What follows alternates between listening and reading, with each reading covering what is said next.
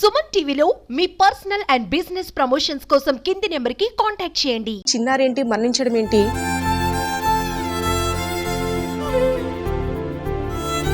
మరణించబోతున్న కారణంగా ఒక 5గురికి తన అవయవాలను దానం చేస్తూ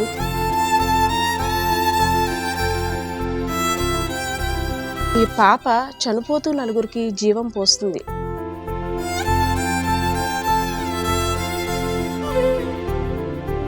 అసంతృప్తి బతుకుతాం మేడం, అంతే. అది గుర్తుంచుకోవాలా బతుకుతాం మేడం.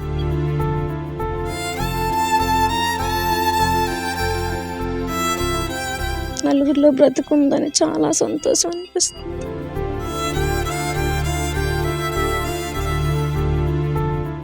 హాయ్, హలో, నమస్తే, వెల్కమ్ టు సుమన్ టీవీ. ప్రతి ఒక్క జీవికి కారణం అంటే వాళ్ళు పుట్టడానికి కారణం ఒక మంచి కార్యం కోసమే దేవుడు భూమి మీద వేశాడని ప్రతి ఒక్కరు కూడా విశ్వసిస్తుంటారు. అటువంటి కార్యక్రమమే ఇక్కడైతే జరుగుతుంది. ఒక చిన్నారి అంటే మరణించినప్పటికి కూడా చిరంజీవిగా నిలిచింది. మీ అందరికీ ఒక డౌట్ రావచ్చు, చిన్నారి ఏంటి మరణించడం ఏంటి, చిరంజీవిగా నిలవడం ఏంటి? ఎస్, నిజమే. విజయనగరం జిల్లా గజపతి నగరం నియోజకవర్గం గంటియాడ మండలానికి చెందిన పల్లవి బ్రెయిన్ డెడ్తో మరణించబోతున్న కారణంగా ఒక 5గురికి తన అవయవాలను దానం చేస్తూ చిరంజీవిగా నిలిచింది. ఒక 2 days బ్యాక్ అయితే మాత్రం అంటే పిక్నిక్ సీజన్ కాబట్టి కుటుంబం అంతా కలిసి ఒక అకేషన్ కోసం వెళ్ళారు, వెంకటేశ్వర స్వామిని దర్శించుకోవడం కోసం. వస్తున్నప్పుడు అనుకోని కారణంగా యాక్సిడెంట్ జరగడంతో అందరూ కూడా అంటే కుటుంబ సభ్యులు అందరూ కూడా ఒక లోయలో పడి అపస్మారక స్థితిలోకి వెళ్ళిపోయారనే చెప్పుకోవచ్చు. కానీ ముగ్గురు పరిస్థితి అంటే తల్లిదండ్రులు ఇద్దరు పరిస్థితి కూడా క్షతగాత్రులుగా ఉన్నారు.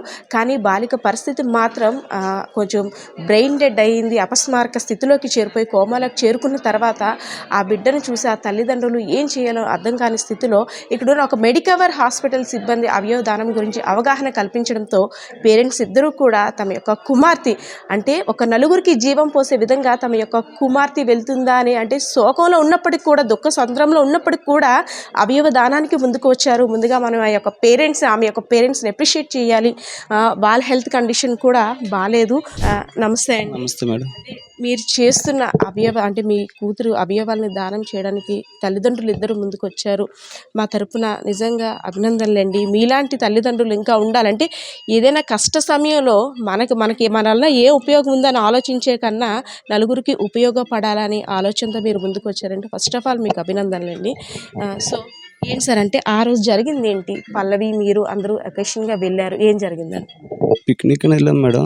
రిటర్న్ వచ్చినప్పుడు బ్రేకులు ఫెయిల్ అయిపోయి స్కూటీ హీట్ ఎక్కువడం వల్ల బ్రేకులు ఫెయిల్ అయిపోయి మరి ఇంకా ఘాటీల వల్ల మరి నాకు ఏట ఆప్షన్ తోయక ఇంకా ఘాటీలో పడిపోతాను భయం వేసి చెట్టుకి గుద్దేశాను. అంటే మళ్ళీ ఘాటీలో పడిపోతే మొత్తం ముగ్గురు స్పాయిల్ అయిపోతాను భయం వేసి చెట్టుకి గుద్దిస్తే తర్వాత మీరు హాస్పిటల్కి వచ్చారు. పాప పరిస్థితి కొంచెం విషమించింది.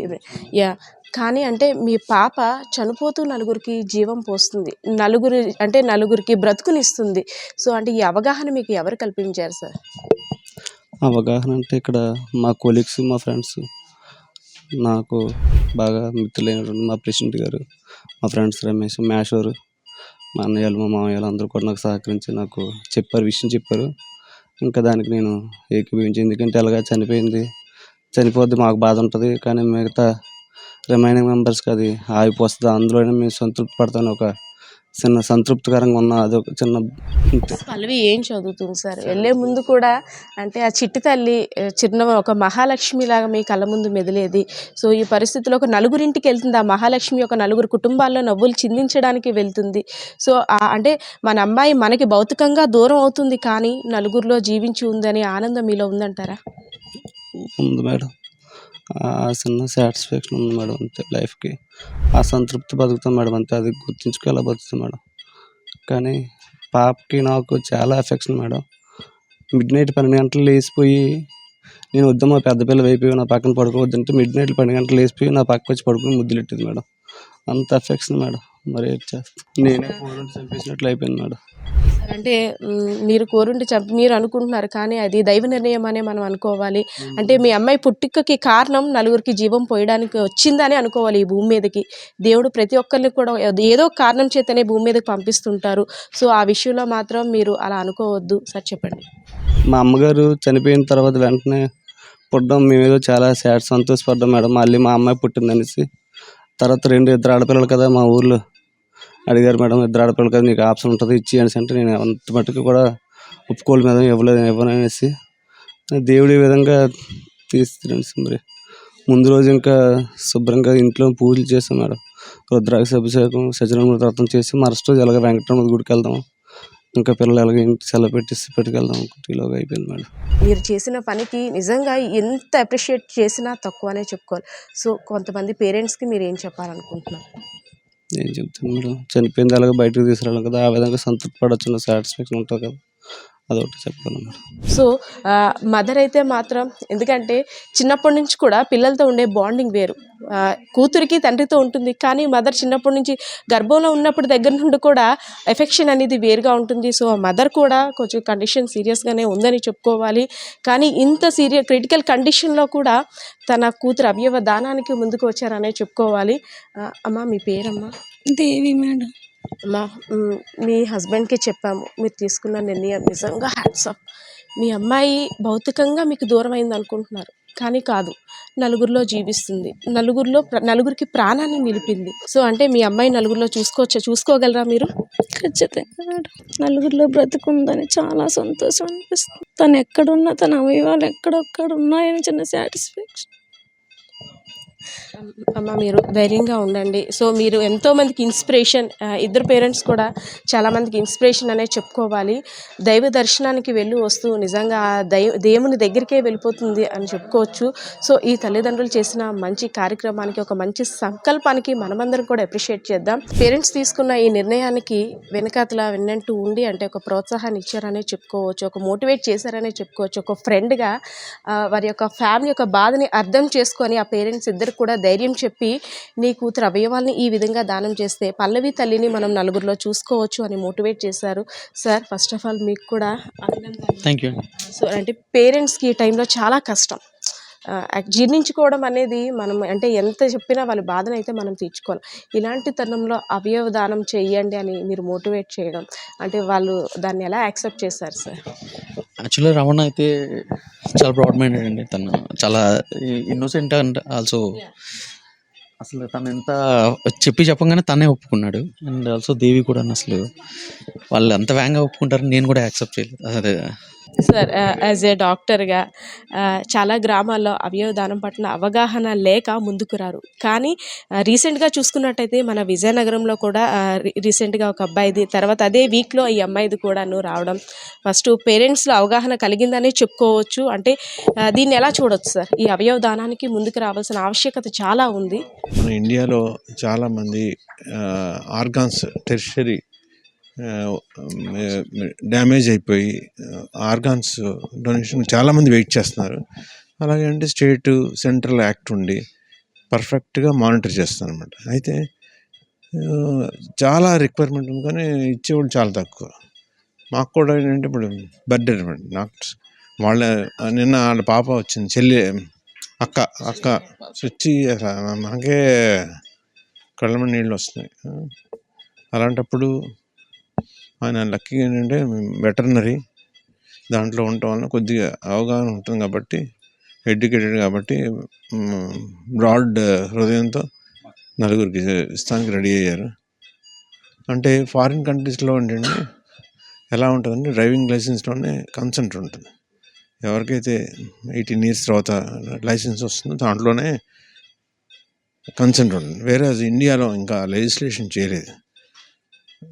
అందువల్ల అంటే ఇవన్నీ కూడా మన స్టేట్లో లేదనుకోండి, హార్ట్ ఇంకో స్టేట్కి వెళ్ళిపోతుంది. మనం కిడ్నీ రిక్వైర్మెంట్ చాలా ఎక్కువ ఉంటుంది, అందువల్ల మన స్టేట్లోనే రిక్వైర్మెంట్. హార్ట్ లంగ్ అనేది లాస్ట్ టైం మన చెన్నైకి హార్ట్ లంగ్ హైదరాబాద్ వెళ్ళిపోయింది. ఏ ఆర్గాన్స్ని డొనేట్ చేస్తున్నారు సార్ పల్లవి పాప? అంటే తన యొక్క ఆర్గాన్స్ని మనం బయట పెట్టకూడదు ఎక్కడికి వెళ్తున్నాయి అనేది, కానీ ఏ ఆర్గాన్స్ సూటబుల్గా ఉన్నాయి డొనేట్ చేయాలి? కార్యక్రమానికి పూనుకున్నటువంటి వారి పేరెంట్స్కి మనం అభినందనలు తెలపాలి. ఆర్గాన్ డొనేషన్ చేస్తేనే మనకి పిఎం అనేది ఈజీగా అవుతుంది. పోస్ట్ మార్టం, ఇంకా పోస్ట్ మార్టంలో ఏం చేయాలో తెలియక మొత్తం అన్ని ఆర్గాన్స్ తీసేసి అన్నీ కూడా టెస్టులు చేస్తారు. కానీ ఆర్గాన్ డొనేషన్ చేసేటప్పుడు ఎక్స్పర్ట్ డాక్టర్స్ వచ్చి ఏది మనకి పనిచేస్తుంది, ఏది పేషెంట్కి సూటబుల్ అదే తీసి మిగిలిన పార్ట్స్ అనేది కూడా టచ్ చేయరు. సో పోస్ట్ మార్టం అనేది కూడా చాలా ఈజీ అవుతుంది, సింపుల్గా అవుతుంది. సో ఆ విషయం జనాలకు తెలియక ఏమనుకుంటున్నారంటే ఆర్గాన్స్ ఇస్తే అదైపోద్ది ఇదైపోద్ది అని ఒక అపోహ. కానీ ఈరోజు ఈ పేరెంట్స్కి మనం చాలా అభినందనలు తెలపాలి. వాళ్ళు సఫర్ అవుతున్నారు, వాళ్ళు ఎదురుగుండా మీరు తీసుకుంటున్నారు. కానీ ఎందుకంటే వాళ్ళకు కూడా తెలియాలని నేను ఈ విషయం చెప్తున్నాను. ఎందుకంటే మనం పోస్ట్ మార్టం చేస్తే మొత్తం బాడీ మొత్తం కోసేస్తారు, కానీ ఆర్గాన్ డొనేషన్లో ఏ పార్టో ఆ పార్టే తీసుకుని మిగిలిన అంతా కూడా అలా ప్రిజర్వ్ చేసి మీకు మళ్ళీ అలా హ్యాండ్ ఓవర్ చేస్తారనమాట. ఇంకొక విషయం ఏంటంటే, మీరు అడిగారు వచ్చేటప్పుడు కండిషన్ ఎలాగ ఉందని చెప్పేసి. ప్రాబ్లం ఏం జరిగిందంటే ఇక్కడ ఎస్కాట్లో డాక్టర్స్ చూసినప్పటికీ కండిషన్ ఏమీ లేదు, ఆల్మోస్ట్ మీరు తీసుకెళ్ళిపోవచ్చు అని. అంటే అక్కడ ఒక డాక్టర్స్ ఒక యాంబూ బ్యాగ్ ఇచ్చి లక్కీగా అది చేసుకుంటూ తీసుకువెళ్ళండి అని చెప్పి ఇక్కడ పంపించారు. సో అది చేసుకుంటూ తీసుకురావడం వల్ల కొన్ని పార్ట్స్ మాత్రమే మనం ప్రెజర్ చేయగలిగాం. వచ్చినప్పటికే చాలా వరకు డ్యామేజ్ అయింది. ఫస్ట్ పార్ట్ ఏంటి, లంగ్స్ కొంచెం డ్యామేజ్ అయిపోయింది. అందుకని వేరే డాక్టర్స్ హైదరాబాద్ నుంచి డాక్టర్స్ వచ్చి చేసుకుంటారు. హార్ట్ అనుకోండి, హార్ట్ సర్జన్స్ వాళ్ళు వచ్చి ఇప్పుడు లాస్ట్ టైం MGM నుంచి వచ్చారు. వాళ్ళు ఫ్లైట్లో వచ్చి వాళ్ళు చూసుకుని అది తీసుకెళ్ళి వాళ్ళు ఇచ్చేస్తారు, సర్జరీ చేస్తారు. అలాగే చూసుకొని అవ్వదని చెప్పారు. ఇప్పుడు ఏంటంటే మిగిలిన అలాగే మనకి తిరుపతి నుంచి హార్ట్ గురించి డాక్టర్స్ వచ్చారు. వాళ్ళు ఇప్పుడు థియేటర్లో చెక్ చేసుకుంటున్నారు ఇది ఎంతవరకు మనం పెడితే, అంటే రేపు ఎవరెవరు పెట్టేయడానికి అలా కుదరదండి. అది మనం తీసుకున్నది ఎంతవరకు సూటబుల్. అలాగే ఇప్పుడు ఇంకొకరు కొన్ని వైజాగ్ మెడికవర్ హాస్పిటల్ నుంచి వచ్చారు, అలాగే వైజాగ్ కిమ్స్ అన్న ఐకాన్ హాస్పిటల్ నుంచి వచ్చారు. ఇలాగ వేరే వేరే డాక్టర్స్ వచ్చారు. ఇప్పుడు వాళ్ళు థియేటర్లోకి తీసుకెళ్ళాం, మనం లోపలికి చూసుకుని ఏదైతే సూటబుల్లో అన్నీ కూడా తీసుకుని మన పేషెంట్ని యొక్క ప్రెజర్ చేయడానికి చాలామంది ప్రయత్నిస్తూ ఉంటారు అన్నమాట. చిన్నారి పల్లవి చిరంజీవిగా నిలిచిందంటారా? నిలిచిందండి. డెఫినెట్గా 3-4 ఆర్గాన్స్ని సేవ్ చేయడానికి మనం ప్రయత్నిస్తున్నామండి. ఒక టీం చెన్నై నుంచి కూడా వచ్చారు. వాళ్ళు స్మాల్ బౌల్ ఏదో చూసుకుందాం అనుకున్నారు, వాళ్ళకి కూడా అది ఉపయోగపడుతుంది. 2 కిడ్నీలు ఉపయోగపడేలాగా ఉన్నాయి. ఒక లివర్ కూడా చూస్తున్నారు.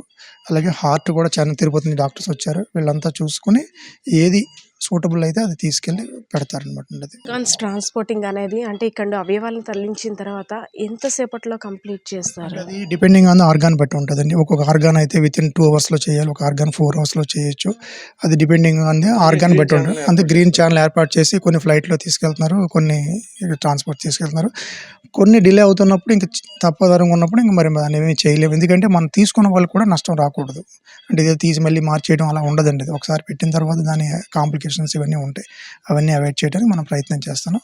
అందుకనే ఫ్యూచర్లో ఆ ప్రాబ్లమ్స్ లేకుండానే మన తిరుమల మెడికవర్ హాస్పిటల్లోనే ట్రాన్స్ప్లాంటేషన్స్ కూడా ఫ్యూచర్లో వస్తాయి. ఎందుకంటే ముందు ఇలా డొనేషన్స్ అనేవి 1-2-3 జరిగితే మాకు కాన్ఫిడెన్స్ వస్తుంది, జనాలకి కాన్ఫిడెన్స్ వస్తుంది.